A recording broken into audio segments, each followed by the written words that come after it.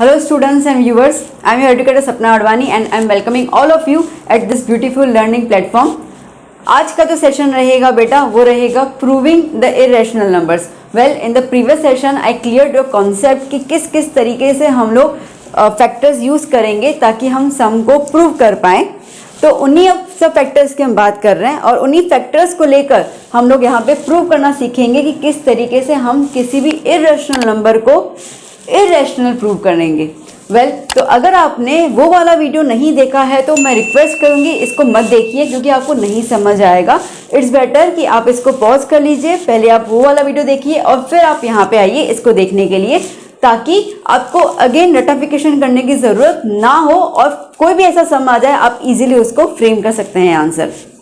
तो वेल मैं अभी जो सिखाऊंगी उसके अंदर कॉन्सेप्ट के साथ साथ प्रेजेंटेशन कैसा होगा सम का वो साथ में बताती जाऊंगी. कहाँ पे हमारे कितने मार्क्स मिलते हैं, क्या होता है, ईच एंड एवरीथिंग. तो अभी कोई टाइम वेस्ट कर नहीं रहे, क्वेश्चन बोर्ड पे है, क्यों टाइम वेस्ट करें, शुरू करते हैं हमारा सेशन. बच्चों यहाँ पर जो क्वेश्चन है वो इस तरीके से है that prove that √3 is an irrational number. Ma'am पता तो है, मैंने उस दिन भी कहा था लास्ट सेशन में, पता तो है बट फिर भी प्रूव करना है. और मैंने कहा था ये चीज़ कि अगर कोई भी बात, ठीक है, कोई भी सम, कुछ भी स्टेटमेंट पता होता है हम लोगों को कि ये सही है और अगर हमें उसे प्रूव करना है तो हम क्या करेंगे, कॉन्ट्राडिक्शन. तो हमारा पहला मेथड यहाँ पे लागू हो गया, दैट इज कॉन्ट्राडिक्शन मेथड. कोई डाउट नहीं होना चाहिए. चलिए तो अब यहाँ पे हम शुरू करते हैं कॉन्ट्राडिक्शन मेथड. तो इन्होंने हमें क्या कहा है, क्या प्रूव करना है, इरेशनल. मैंने आपको कहा था कि बेसिकली जो भी नंबर सिस्टम है, जो रियल नंबर्स है, वो बेसिकली दो में डिवाइडेड है. एक फैमिली इरेशनल्स की है और एक फैमिली रैशनल नंबर्स की है. इन्होंने कहा है कि आपको प्रूव करना है इरेशनल, तो हमें उसका उल्टा बोलना है. तो क्या बोलेंगे, रैशनल. तो यहाँ पे हम ये सपोज करते हैं, लेट्स सपोज और अज्यूम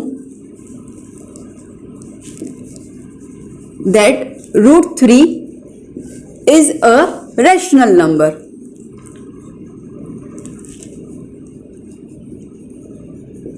इतना क्लियर? ओके. अब रैशनल नंबर अगेन हमने इसके बारे में भी डिस्कस किया था लास्ट वीडियो में. रैशनल नंबर्स हम किस फॉर्म में लिखते हैं, PYQ फ्रैक्शन फॉर्म. तो हम उसी तरीके से इसको हम रिप्रेजेंट करेंगे. So therefore √3 is equals to A/B. Now see, A और B वेरिएबल्स हैं. वेरिएबल्स आप अपने हिसाब से कुछ भी ले सकते हैं. A/B लेना है, P/Q लेना है, M/N लेना है, C/D लेना है, जो भी लेना है वो आपकी मर्जी है. मैंने यहाँ पे A/B लिया हुआ है. ओके. तो √3 इक्वल्स टू A/B. कंडीशन तो पता है कि B जो है वो 0 नहीं होना चाहिए किसी भी हालत में, वरना तो ओके. तो यहाँ पर B 0 नहीं है. इतना क्लियर हुआ? दिक्कत नहीं ना? ओके. अब एक और चीज़ मैं यहाँ पे ऐड करना चाहूँगी, बड़े ध्यान से सुना बच्चों. सी, हमने ये A और B खुद ही सपोज किया तो थोड़ा बहुत तो लिबर्टी हमें मिलनी चाहिए. तो हम यहाँ पे A और B ऐसे नंबर चूज कर रहे हैं, हालांकि दे आर इंटीजर्स. आप यहाँ पे लिख सकते हैं B not equals to 0 where A and B are integers. ठीक है, वो इंटीजर्स हैं. ओके, इतना तो क्लियर है. बट अब कैसे इंटीजर्स हैं, तो A और B ऐसे इंटीजर्स हैं जिनका HCF क्या होगा, 1. ओके. अब HCF 1 क्यों होता है, कैसे होता है, उसका भी हमने लास्ट सेशन में जिक्र किया था. वो नंबर्स जिनको कोई भी कॉमन नंबर डिवाइड नहीं कर सकता है, तो सीधी सी बात है उनका HCF जो होगा वो 1 होगा. ऐसे नंबर्स, सुनना मेरी बात को बहुत ध्यान से, ऐसे नंबर्स जिनका HCF 1 होता है उन नंबर्स को हम लोग कहते हैं को प्राइम. दोनों प्राइम नंबर ही हैं. ठीक है. अब सपोज कि जैसे मैं 2/5 लिख दूं तो 2 को 5 डिवाइड नहीं कर सकता, 5 को 2 डिवाइड नहीं कर सकता, and they both are the prime numbers. तो ऐसे नंबर्स को हम क्या बोलते हैं, को प्राइम, मिला जुला के प्राइम. ओके. तो हम यहाँ पे वो चीज़ मेंशन कर लेंगे. तो क्या मेंशन करेंगे, where A and B are integers. Okay. Here A and B are coprimes, so therefore their HCF is 1. ये चीज भूलना बता, ये एंड में, ठीक है, एंड में पत्ते खुलेंगे इसके कि भाई 1 कैसा है, क्या इसका यूज हुआ, कहाँ लोचे पर गए, एंड में आएगा वो. तो इसके लिए एंड तक इंतज़ार कीजिएगा, सस्पेंस बाकी है। तो यहाँ पर हम लोगों ने ऐसे नंबर्स लिए जिनका HCF 1 है। यहाँ तक कोई doubt? Any kind of doubt? नहीं, ठीक है, तो कोई दिक्कत नहीं है, मैं मान के चल रही हूँ। अब दूसरी बात, इसके बाद √3 एक ऐसा चीज़ है ना, एक ऐसा नंबर है मैथ्स में जिसको एक्चुअली सॉल्व तो किया नहीं जा सकता, ठीक है। √3 को नॉर्मल तरीके से सॉल्व नहीं किया जा सकता है। तो हमें पता है कि अगर हमें √3 को सॉल्व करना है तो पहले तो उसके ऊपर जो वो छत्र छाया है ना रूट का, उसको हटाना पड़ेगा, ठीक है। उसको पहले उसका जो वो बुलेट प्रूफ जैकेट हटा दो, और हमारे पास एक ही जरिया है उसको हटाने का, और वो क्या है? स्क्वायरिंग।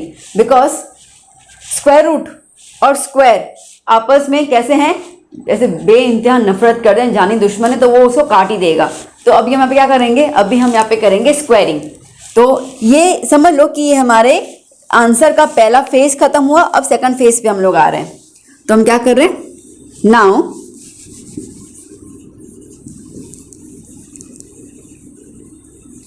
स्क्वायरिंग, इसको हम इक्वेशन नंबर 1 डाल देते हैं, इजी रहेगा समझने के लिए। Now squaring equation 1 on both sides. अच्छा, अब आपको पता है बेटा कि मैथ्स में बैलेंसिंग बहुत ज़रूरी है, ठीक है। हर एक चीज़ का बैलेंस होना ज़रूरी है। तो अगर हमें √3 में से रूट हटाना है और हमें स्क्वायर करना है, तो वो स्क्वायर उसके जो राइट हैंड साइड वाला फैक्टर है या इंटीजर है उस पर भी एप्लीकेबल होगा, तभी तो बैलेंस होगा, वरना कैसे होगा? तो इसके लिए मैथ्स में कभी भी कोई चीज़ आप कर लेते हो, प्लस करते हो, माइनस करते हो, जो भी करते हो, वो हमेशा दोनों तरफ, अगर इक्वल टू है तो दोनों तरफ ही करना होता है to maintain the balance of the equation. So यहाँ पर हमारे पास आ गया √3, इसका स्क्वायर कर लिया, इक्वल्स टू a/b स्क्वायर कर लिया। मैं यहाँ पे अभी आगे कंटिन्यू कर लेती हूँ।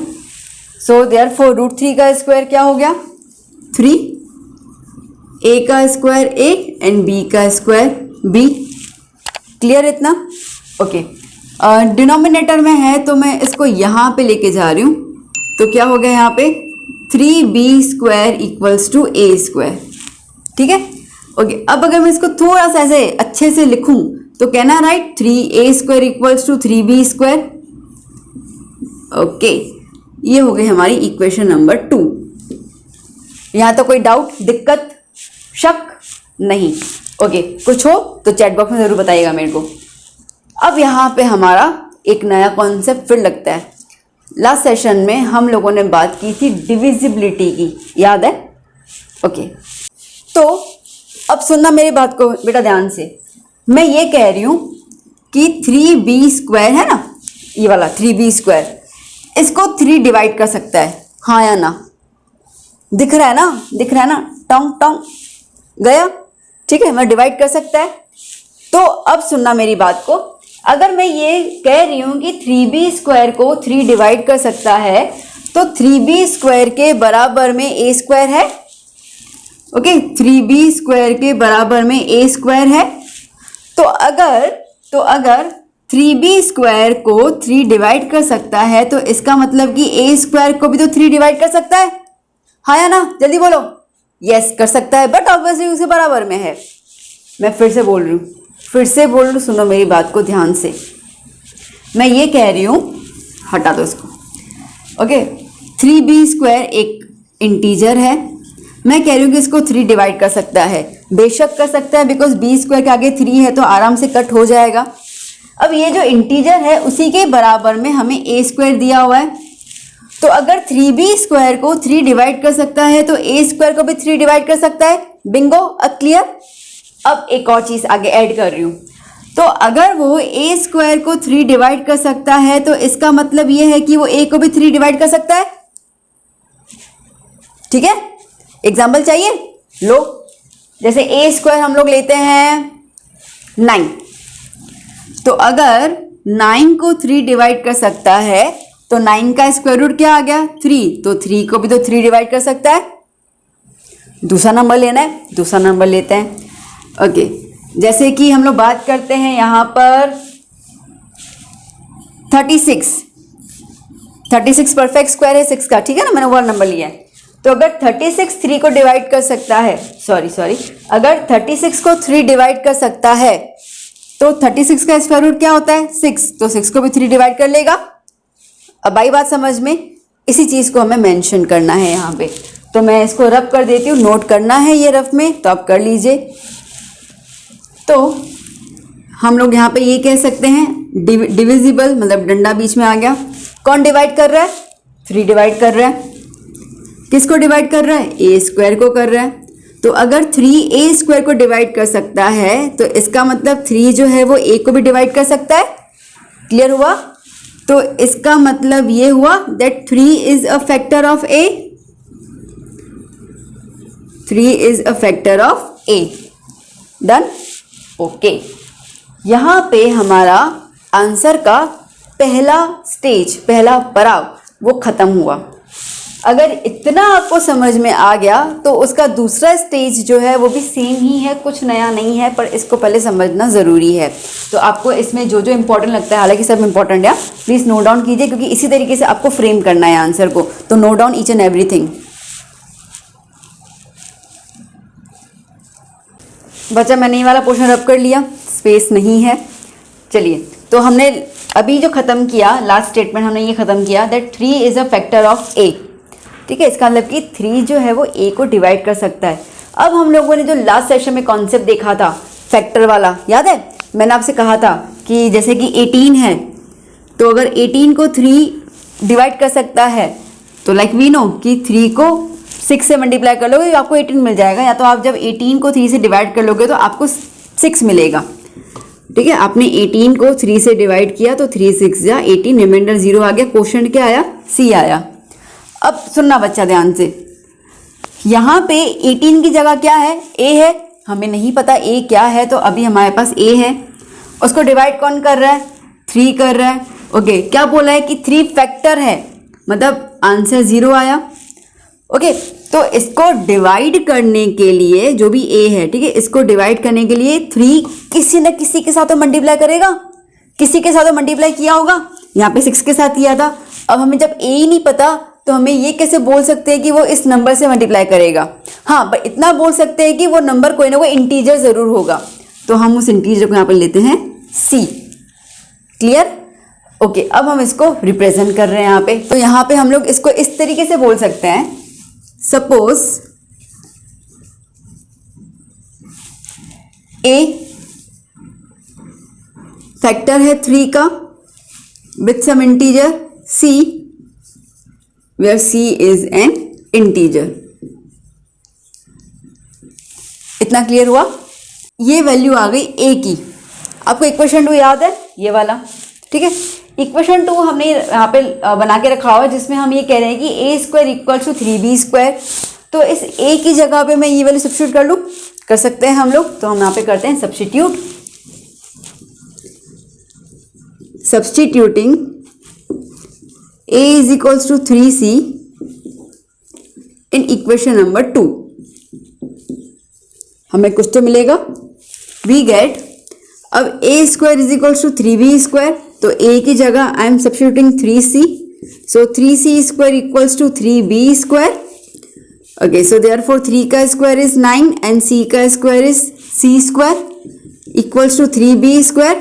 कट सकता है आराम से 3 और 9। ओके, तो 3 1 जा 3 3 जा, तो क्या हो गया 3c square equals to b square. थोड़ा हम इसको अच्छी तरीके से लिखें तो हम यहाँ पे लिख सकते हैं यहाँ पे, तो therefore b square is equals to 3c square.